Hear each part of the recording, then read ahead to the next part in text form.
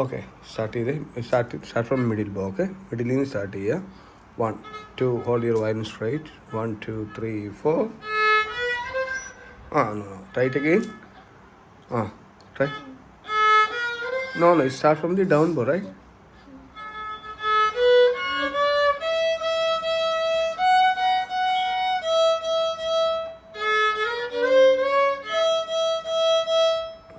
No. Try it again from beginning, slowly. Okay? From beginning. Yeah, start from down. Down means here, okay? Try.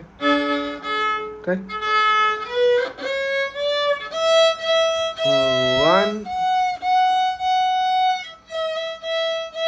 അങ്ങനെ നീ വയലിന് hold ചെയ്ത് നേരെ hold ചെയ്തേ. Right. One from beginning once again. 1, 2.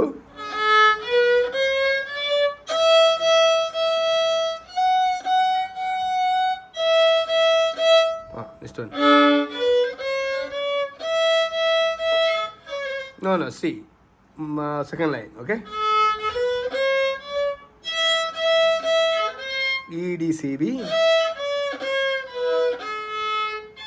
Next one.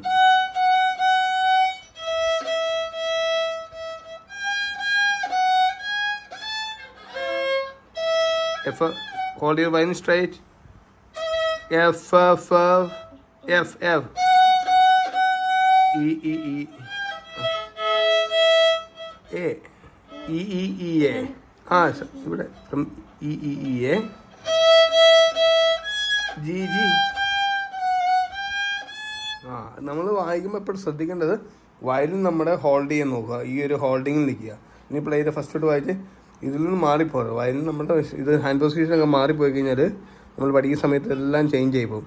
അപ്പോൾ എപ്പോഴും നമ്മുടെ hand position, അതുപോലെ തന്നെ ബോ പിടിക്കുന്നത് പിങ്കി ഫിംഗറൊക്കെ നമ്മൾ ഇങ്ങനെ ഇരിക്കണം. അതുപോലെ നമ്മുടെ ആം കറക്റ്റ് ഇങ്ങനെ ഇരിക്കുക. ഇതൊക്കെ നമ്മൾ ശ്രദ്ധിക്കണം. ഇതൊക്കെ ശ്രദ്ധിച്ചിട്ടുണ്ടെങ്കിൽ നമ്മൾ വായിക്കുന്ന സമയത്ത് നമുക്ക് ഇവിടുത്തെ എഗെയിൻ വയലിൻ താന്നു പോവുക. അങ്ങനെ പോകാൻ പാടില്ല. ഓക്കെ, ഇങ്ങനെ ഹോൾഡ് ചെയ്യുക. അത് പ്രാക്ടീസ് ചെയ്യണം. നമ്മൾ ചെയ്തെങ്കിലും നടക്കത്തുള്ളൂ. പിന്നെ ഹാൻഡ് പൊസിഷൻ ഇങ്ങനെ ചെയ്യണം, ഇതുപോലെ നിൽക്കണം. പിന്നെ വായിക്കുമ്പോൾ ഒരിക്കലും നമ്മൾ ഇങ്ങനത്തെ ഹാഫ് നോട്ട് സ്റ്റാർട്ട് ചെയ്യുന്നത് ഇവിടുന്ന് സ്റ്റാർട്ട് ചെയ്യരുത്. മിഡിൽ ബോയിന് സ്റ്റാർട്ട് ചെയ്യുക.